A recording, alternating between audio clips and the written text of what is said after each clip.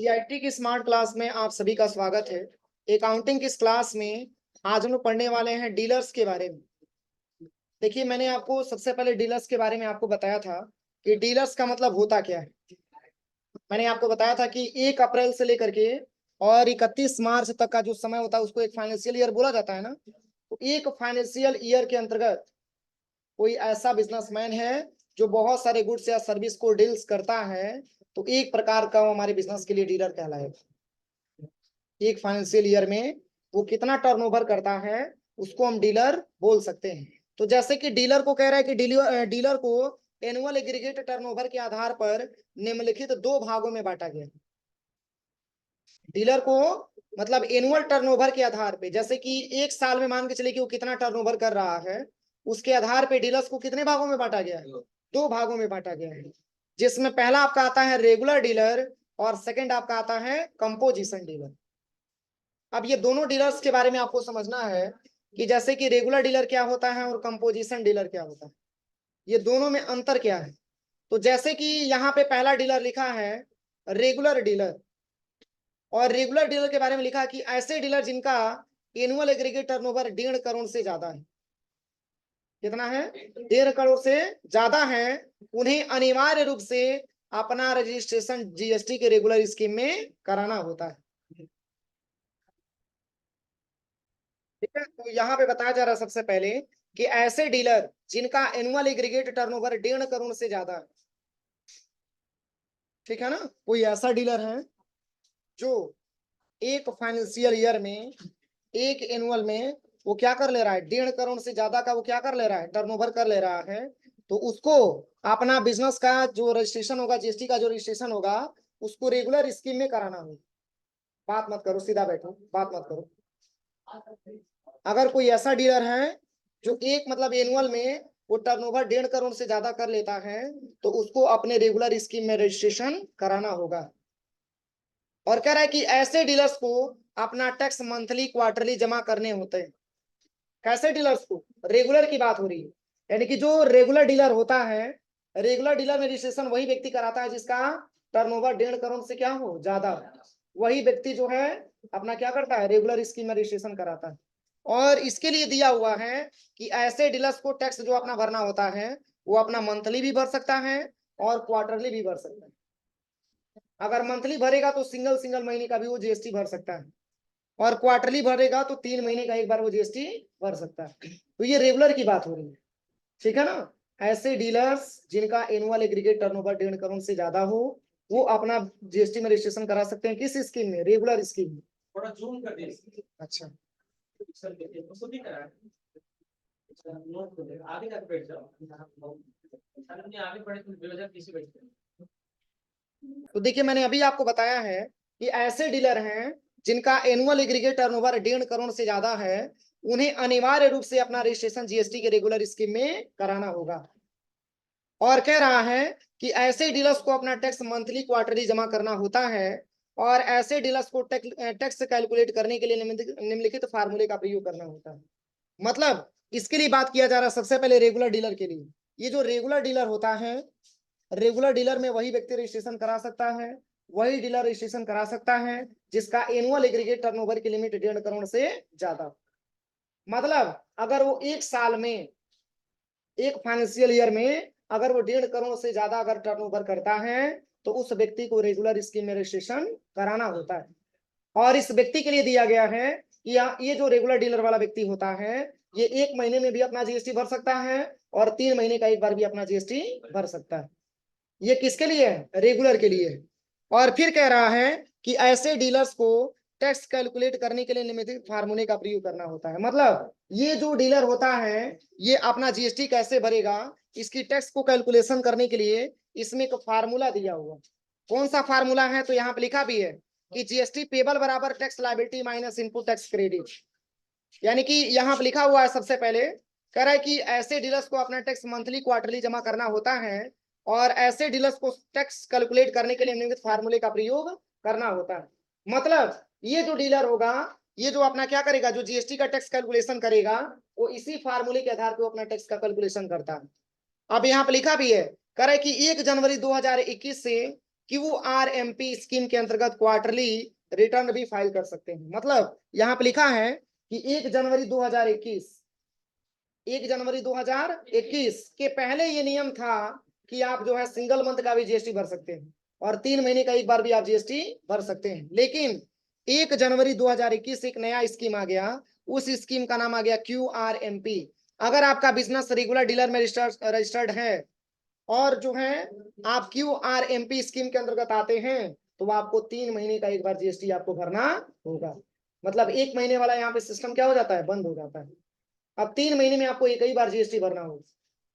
तो यहाँ पे लिखा भी है कि जैसे इसका फार्मूला क्या है, तो जीएसटी कब पेबल करेगा, कब पे कर सकता है रेगुलर डीलर, इसके लिए यहाँ पे फार्मूला लिखा हुआ है। ये टैक्स को कैसे कैसे हम कैलकुलेट कर सकते हैं, तो जैसे कि यहाँ पे लिखा हुआ है जीएसटी पेबल बराबर tax liability minus ITC. GST payable बराबर होता है tax liability minus input tax credit ITC. ये मैंने टैक्स लायबिलिटी के भी बारे में बताया है और आईटीसी के भी बारे में बताया है ना। तो टैक्स लायबिलिटी और आईटीसी में क्या अंतर होता है, कोई बताएगा?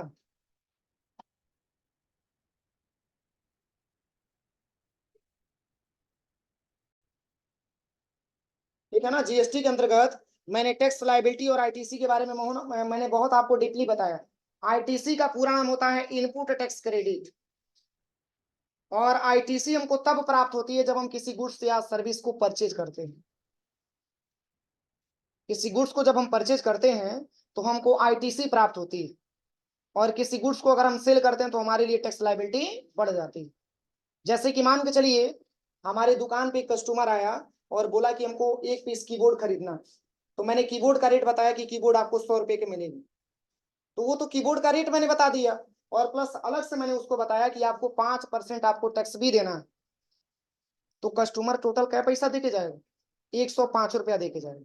तो जब 105 रुपया जो हमको दे के जा रहा है, हम तो कीबोर्ड को सेल कर रहे हैं ना, तो हमारे लिए टैक्स लायबिलिटी हो जाती है और उसके लिए आईटीसी हो जाती है। चूंकि वो परचेज कर रहा है तो उसके लिए 5 रुपया आईटीसी हो जाएगा, और हम सेल कर रहे हैं तो वही 5 रुपया हमारे लिए टैक्स लायबिलिटी हो जाएगा। मैंने बहुत अच्छे से एग्जाम्पल देकर के बताया था, लेकिन अच्छा पढ़ाई हो रहा है, ठीक है। अब चलिए, तो यहाँ पे रेगुलर डीलर के बारे में बता रहे थे कि tax liability minus input tax credit.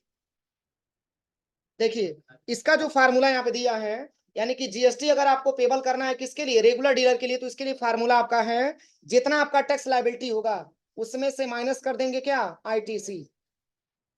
तो जो शेष बचेगा वही हम गवर्नमेंट को जमा करने का काम करेंगे। आप इतना समझिए, अगर आपका टैक्स लायबिलिटी ज्यादा है और आईटीसी आपका कम है, तब आपको जीएसटी भरना पड़ेगा। किसको बात हो रही है, रेगुलर की बात हो रही है। अगर रेगुलर डीलर, जैसे रेगुलर डीलर जीएसटी कब भरेगा, तो इसके बारे में यहाँ पे फार्मूला लिखा गया। जैसे कि मान के चलिए अगर ये जीएसटी पेबल के बारे में हम बात करें, तो जैसे कि मान के चलिए कि इनका टैक्स लायबिलिटी आ गया 10 रुपया। कितना आ गया, 10 रुपया आ गया। ध्यान से समझिएगा, ये कब टैक्स भरने के लिए लायबल होगा। और इनका जो आईटीसी आ गया, आईटीसी मान के चले कि आ गया मात्र 5 रुपया। तो 10 में से 5 घटेगा तो कितना बचेगा, 5 बचेगा। अगर ये 5 रुपया आ रहा है तब रेगुलर स्कीम वाला अपना क्या करेगा, ये जीएसटी भरने का काम करेगा। मैं एक छोटा सा अमाउंट पे आपको बताया है, कोई जरूरी नहीं कि इतना ही अमाउंट आएगा, उससे अमाउंट बड़ा भी आ सकता है, लेकिन मैं एक तरीका आपको बताया है। अगर टैक्स लायबिलिटी ज्यादा है किससे, आईटीसी से, तो रेगुलर स्कीम में रजिस्टर्ड व्यक्ति अपना जीएसटी पेबल करने का काम करेगा। अब जैसे ऐसे क्वेश्चन बनती है कि सर अगर आईटीसी अगर ज्यादा हो जाए और टैक्स लायबिलिटी कम हो जाए तब क्या करेंगे। जैसे कि मान के चलिए आपका टैक्स लायबिलिटी 5 रुपया हो गया। कितना हो गया, टैक्स लायबिलिटी 5 रुपया हो गया। इसको टैक्स लायबिलिटी हम लिख देते हैं शॉर्ट में टीएल के नाम से, ठीक है। और आईटीसी आपका 10 रुपया हो गया। कितना हो गया, 10 रुपया हो गया। आईटीसी आपका 10 रुपया हो गया। तो टैक्स लायबिलिटी कम है किससे, आईटीसी से।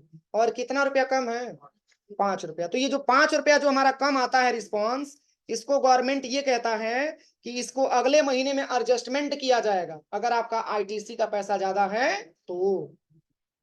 अगर टैक्स लायबिलिटी का पैसा अगर आपका ज्यादा है और आईटीसी कम है, तो गवर्नमेंट रेगुलर डीलर के लिए कहता है कि आपको जीएसटी भरना पड़ेगा। अगर आईटीसी ज्यादा है और टैक्स लायबिलिटी कम है, तो जितना ज्यादा पैसा होता है वो अगले महीने गवर्नमेंट कहता है कि उसको हम एडजस्टमेंट करेंगे, एडजस्ट करेंगे उसको। समझ में आया। तो ये रूल होता है किसके लिए? रेगुलर डीलर के लिए होता है।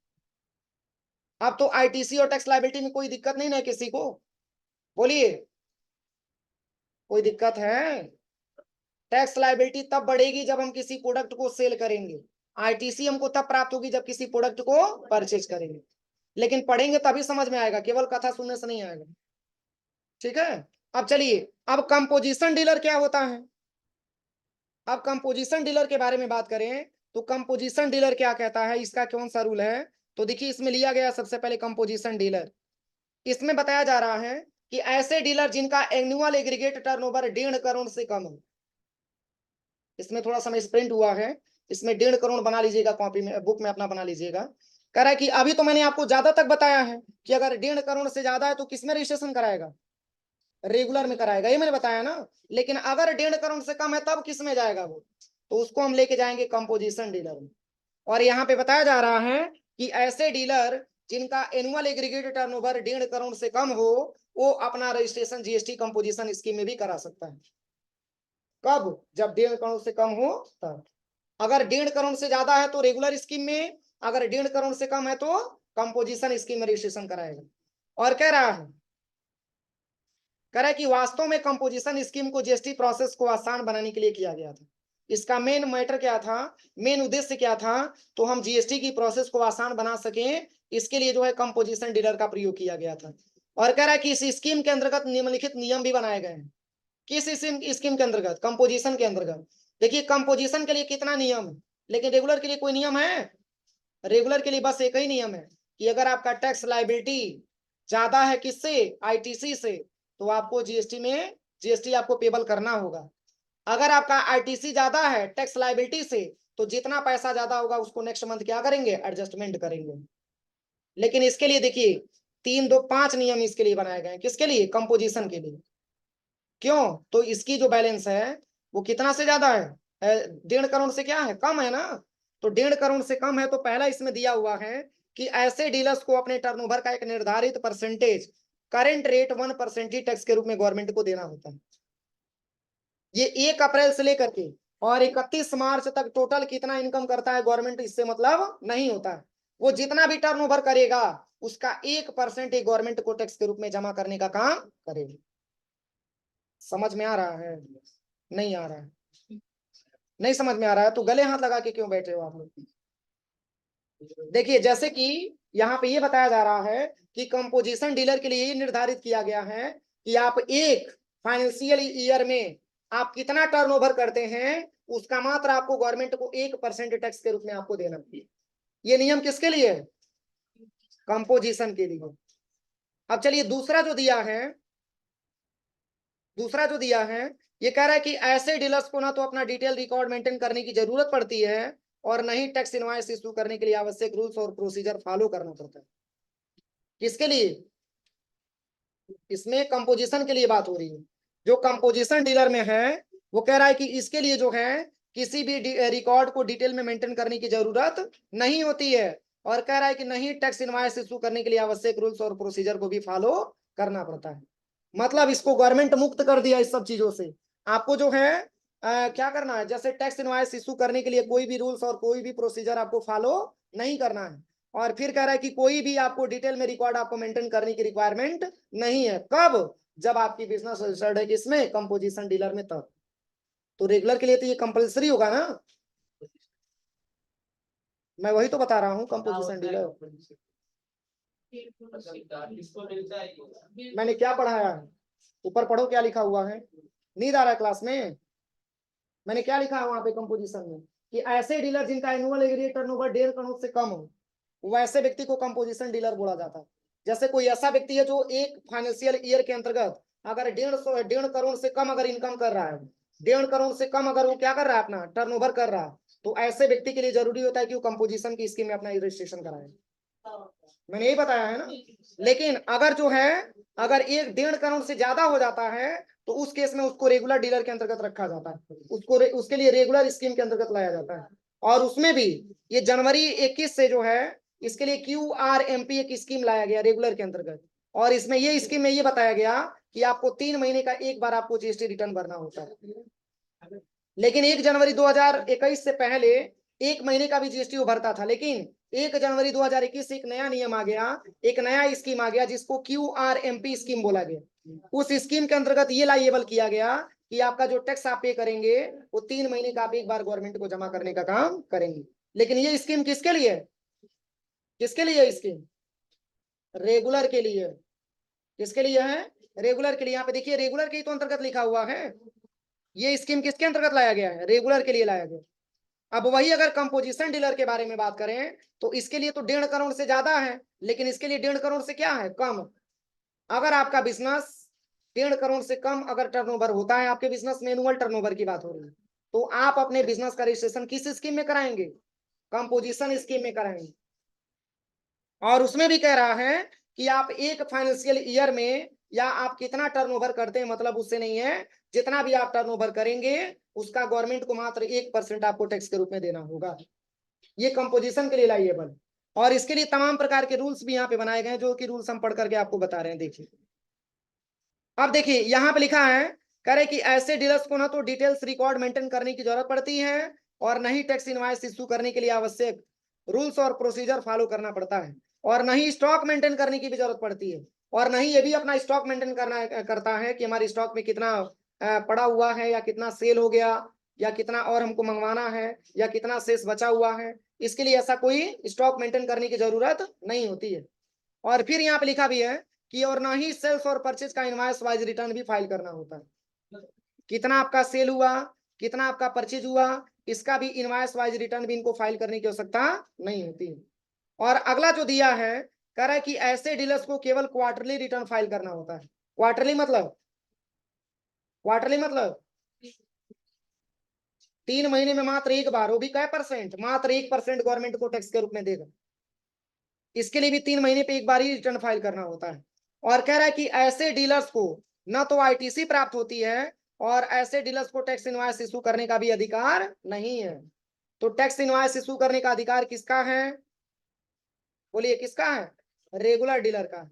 अरे दो ही डीलर हैं, एक आपका रेगुलर है, दूसरा आपका कंपोजिशन है। तो अगर इसके लिए कह रहा है कि टैक्स इनवॉइस इशू करने का अधिकार इसको नहीं है, तो आप ये समझिए कि ये टैक्स इनवॉइस इशू करता है कौन? Regular dealer. ठीक है। और यहाँ पे लिखा भी है कि ऐसे डीलर्स को टैक्स कलेक्ट भी नहीं कर सकते हैं। ये किसकी बात हो रही है? कंपोजिशन की बात हो रही है। अगर कोई ऐसा बिजनेसमैन है या कोई ऐसा डीलर है जो अपना बिजनेस का रजिस्ट्रेशन कंपोजिशन में करवाया है, तो वो अपना टैक्स भी कलेक्ट नहीं कर पाता। अब इसकी फॉर्मेट एक दिया हुआ है, इस फॉर्मेट के आधार पे समझेंगे कि कंपोजिशन डीलर और रेगुलर डीलर में अंतर क्या है। तो देखिए एक फॉर्मेट यहाँ पे दिया हुआ, इसी फॉर्मेट को मैंने एक्सेल की सॉफ्टवेयर पे यहाँ पे बनाया है।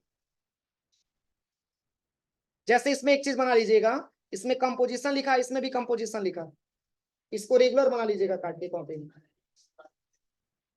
जैसे देखिए ये मैंने इंटरफेस यहाँ पे बनाया है, कंपोजिशन और रेगुलर डीलर में मैंने डिफरेंस यहाँ पे समझाया है। जैसे कि कोई व्यक्ति ऐसा है जिसका रजिस्ट्रेशन है कंपोजिशन डीलर में, और एक ऐसा व्यक्ति है जिसका रजिस्ट्रेशन है रेगुलर डीलर में। तो देखिए ध्यान से समझिएगा ये कंपेरिजन को। तो जैसे जो कंपोजिशन डीलर वाला होगा, वो रेगुलर डीलर की अपेक्षा इसको आईटीसी भी प्राप्त नहीं होगा और इसके लिए टैक्स लायबिलिटी की भी जरूरत नहीं होगी। ये सब मिलेगा किसको? रेगुलर डीलर को। इसलिए मैंने यहाँ पे ब्रैकेट में लिखा है क्या? आईटीसी भी मैंने लिखा है और टीएल का मतलब होता है टैक्स लायबिलिटी भी मैंने मेंशन किया है। ये टैक्स लायबिलिटी और आईटीसी किसको मिलता है? ये सारा का सारा रेगुलर डीलर वाले को ही प्राप्त होता है, क्योंकि इसके लिए ऐसा कोई नियम नहीं।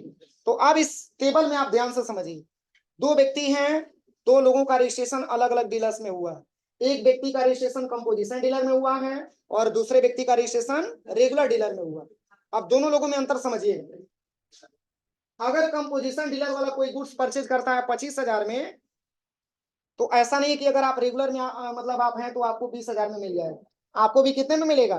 25 में ही मिलेगा। अगर जो है कंपोजिशन डीलर को 5% जीएसटी देना होता है, तो ये रेगुलर वालों के लिए भी 5% ही जीएसटी देना होता है। समझ में आ रहा है ना? ये दोनों दोनों सेम है, देखिए इसमें भी सेम और इसमें भी सेम। अब देखिए अगर इस दोनों को आप यहाँ पे जोड़ेंगे तो 26,250 आएगा। क्यों? क्योंकि इसमें आपका 5% जीएसटी भी है और प्लस आपका परचेज किया हुआ अमाउंट भी मेंशन किया गया। तो जब दोनों जोड़ेंगे तो यहाँ पे आ जाएगा 26,250 रुपये। अब यहाँ पे अगर आप जोड़ेंगे तो इसमें भी बैलेंस आ गया 26,250 रुपया। तो यहाँ तक क्या समझ में है? अगर कंपोजिशन डीलर है चाहे रेगुलर डीलर, जो लोग भी सामान परचेज करेंगे इनके लिए जरूरी है कि इनको भी 5% देना होगा और उनको भी 5% देना होगा। ये दोनों के लिए रूल क्या होता है, बराबर होता है। ठीक है, तो इसीलिए यहाँ पे लिखा हुआ है कि कंपोजिशन डीलर कॉस्ट, यानी कि कंपोजिशन डीलर की लागत क्या आती है और रेगुलर डीलर की लागत क्या आती है, तो ये अमाउंट दोनों आपका इक्वल आ रहा है। अब चलिए, अब अगर हम यहाँ पे बात करें कंपोजिशन डीलर के लिए, तो कंपोजिशन डीलर के लिए देखिए यहाँ पे लिखा हुआ है कि इनको 10% मार्जिन भी ऐड होता है। किन की बात हो रही है, कंपोजिशन की बात हो रही है। कंपोजिशन डीलर को 10% मिलता है और प्लस इसमें ऐड होता है आपका टैक्स भी ऐड होता है और प्लस आपका परचेज भी ऐड होता है। अब देखिए इसमें मार्जिन आप 10% ले लीजिए और प्लस ऐड कर दीजिए किसको, टैक्स को, और प्लस परचेज को भी ऐड कर दीजिए। ये टोटल अमाउंट आपका आ जाता है 2625 रुपये। 2625 रुपया क्या क्या इसमें दिया है, तो आपका मार्जिन से 10% और इसके साथ साथ आपको टैक्स भी ऐड किया गया है और प्लस परचेज भी आपका ऐड किया गया है। अब देखिए अगर हम राइट साइड में जाएंगे तो इसको बस केवल मार्जिन मिलता है। किसकी बात हो रही है, रेगुलर की बात हो रही है। इसके लिए मात्र 10% केवल मार्जिन आपका मिलता है। देखिए तो 25,000 का आप 10% निकालेंगे तो कितना ही होगा ना, 2500। तो वही वहां पे 25,000 का 10% यानी कि वहां पे 2500 रुपया अमाउंट दिया हुआ है, किसके लिए, रेगुलर के लिए। अब देखिए अगर हम यहाँ पे बात करें कंपोजिशन वाले के बारे में, तो अगर ये किसी गुड्स को सेल करेगा तो इसमें ये ऐड करेगा क्या, डीलर कास्ट और प्लस मार्जिन, ये दोनों ऐड हो जाएंगे। इसका डीलर का कास्ट कितना लगा हुआ है और प्लस इसका मार्जिन कितना है, ये दोनों को जोड़ करके अमाउंट आ जाएगा 28,875 रुपए आ जाएगा। और वही अगर रेगुलर डीलर है तो उसको सेल्स प्राइस में केवल परचेज होगा और प्लस मार्जिन होगा। तो देखिए परचेज में आपका कितना है, 25,000 है और प्लस मार्जिन में आपका कितना है, 2500। ये दोनों ऐड करके तब ये सेल करेंगे। तो अब देखिए अगर हम यहाँ पे कंपोजिशन डीलर के बारे में बात करें, तो कंपोजिशन डीलर के लिए जो होता है टैक्स लायबिलिटी, जो जीएसटी टैक्स देना होता है, इसमें मैंने अभी आपको बताया है इसके लिए कोई आपको जो है चार्ज वगैरह टैक्स का नहीं देना होता। किसकी बात हो रही है, कंपोजिशन के लिए बात हो रही है। इसके लिए जीएसटी 0 होता है, लेकिन वही रेगुलर के लिए क्या हो जाता है, जीएसटी 5% बढ़ जाता है। क्योंकि जीएसटी इसके लिए 5% क्यों बढ़ रहा है, क्योंकि अपना बिजनेस का रजिस्ट्रेशन किसमें कराया, रेगुलर में कराया। तो जब रेगुलर में कराया है तो उसको आईटीसी प्राप्त भी होगी और इसके लिए टैक्स लायबिलिटी बढ़ेगी भी। तो इसीलिए इसका 5% यहाँ पे 1375 आ जाता है, लेकिन इसका क्या आ जाता है, 0 आ जाता है। अब ये जो कस्टमर का यहाँ पे जो प्राइस होगा, अगर कंपोजिशन डीलर देखेगा तो इसको कस्टमर का जो प्राइस होगा 28,875 हो जाएगा और इसका भी 28,875 हो जाएगा। आप खुद देखिए ये अमाउंट कितना दिया है, प्लस 5% भी तो ऐड होगा, ये दोनों आप ऐड करेंगे तो अमाउंट आ जाएगा कितना, 28,875। तो अब देखिए इधर अगर आप देखेंगे तो यहाँ पे लिखा है tax payable on 1% on turnover RS 28,875। मैंने अभी आपको बताया है कि अगर कंपोजिशन डीलर अगर एक मतलब एक फाइनेंशियल ईयर में जो भी अपना टर्नओवर करता है उसका 1% ये गवर्नमेंट को टैक्स के रूप में जमा करने का काम करता है। तो जैसे कि यहाँ पे लिखा हुआ है 28,875 का 1% आपको निकालना है, ये अमाउंट आ जाएगा 289 रुपये। और वही इसके लिए जो होता है, किसके लिए, रेगुलर के लिए, इसके लिए ये बताया गया कि टैक्स पेबल बराबर टैक्स लायबिलिटी माइनस आईटीसी। तो टैक्स लायबिलिटी कितना है, टैक्स लायबिलिटी कितना है, देखिए 1375 आपका टैक्स लायबिलिटी दिया, यहीं पे जीएसटी 5% दिया। अरे जब सेल किया जाता तो टैक्स लायबिलिटी बढ़ता है ना, तो वही 1375 में से माइनस करेंगे 1250 और ये 1250 है क्या, तो जीएसटी 5%। ये आपका आईटीसी है परचेज करते समय मिला 1200 कितना 50 है। जो शेष बचेगा 1375 में से अगर हम 1200 माइनस करेंगे तो 125 रुपया बचेगा। वही 125 रुपया कौन भरेगा, रेगुलर भरेगा। और ये कितना भरेगा, तो 289 भरेगा। अब दोनों में अंतर समझिएगा, इसके लिए ज्यादा क्यों है और उसके लिए कम क्यों है, ऐसा पूछा जा सकता है ना क्वेश्चन कि सर इसका अमाउंट ज्यादा है, ये ज्यादा टैक्स भर रहा है और उसका टैक्स अमाउंट कम है, क्यों। तो देखिए अगर ये जो है कंपोजिशन के लिए अगर हम बात करें तो क्या कंपोजिशन के लिए कोई टैक्स इनवॉइस करने का अधिकार दिया गया है, स्टॉक मेंटेन करने का अधिकार दिया गया है, लेकिन यही सारा का सारा फॉलो होता है किस पे, रेगुलर वाले। तो रेगुलर वाले अगर अपना करेगा बिजनेस, रेगुलर में अगर उसकी स्कीम में अगर रजिस्ट्रेशन है तो अपना वो एक स्टाफ हायर करेगा, वो पूरा आपका टैक्स इनवॉइस वगैरह सब इशू करेगा, प्लस वो पूरा अपना स्टॉक मेंटेन करेगा, तो उसका भी तो कुछ एक्सपेंस बनता है। तो एक्सपेंस की वजह से गवर्नमेंट ये कहता है कि आपके लिए मात्र 1%, तो आपका अमाउंट इसलिए ज्यादा होगा क्योंकि उसकी अपेक्षा आपका शॉर्ट है और आप आसानी तरीके से अपने बिजनेस को एक्सेस कर ले जाएंगे। आपके लिए किसी अकाउंटेंट की जरूरत नहीं पड़ेगी, आपका एक्सपेंस ज्यादा मात्रा में नहीं होगा, इसलिए उसका एक्सपेंस ज्यादा मात्रा में तो उसका कम रहेगा, लेकिन आपका टैक्स इसमें जो आपका टैक्स देना होगा वो रेगुलर की अपेक्षा ज्यादा है। यही बस दोनों में अंतर होता है। बस ऐसा नहीं है कि रेगुलर में आप कराते हैं तो उसका क्या होता है और कंपोजिशन में, बस दोनों में यही अंतर होता है कि जो कंपोजिशन वाला व्यक्ति होगा उसके लिए टैक्स थोड़ा सा बढ़ जाता है, और जो रेगुलर होता है उसके लिए टैक्स थोड़ा सा यहाँ पे क्या हो जाता है, घट जाता है।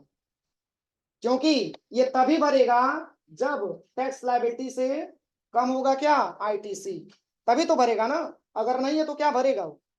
जैसे कि मान के चलिए कि यहाँ पे मैंने एक चार्ट जो बनाया है 1375 में से माइनस किया है 1250, अगर कम वाला अमाउंट पहले रहे, ज्यादा वाला अमाउंट ज्यादा रहे बाद में रहे, तो गवर्नमेंट ये कहता है कि आपको चार्ज भरना नहीं है, आपको टैक्स भरना नहीं है, वो अगले महीने हम क्या करेंगे, उसको एडजस्टमेंट करेंगे, अगले महीने हम उसको एडजस्टमेंट करेंगे। अगर टैक्स लायबिलिटी ज्यादा है और आईटीसी कम है तभी आपको जीएसटी भरना, ठीक है।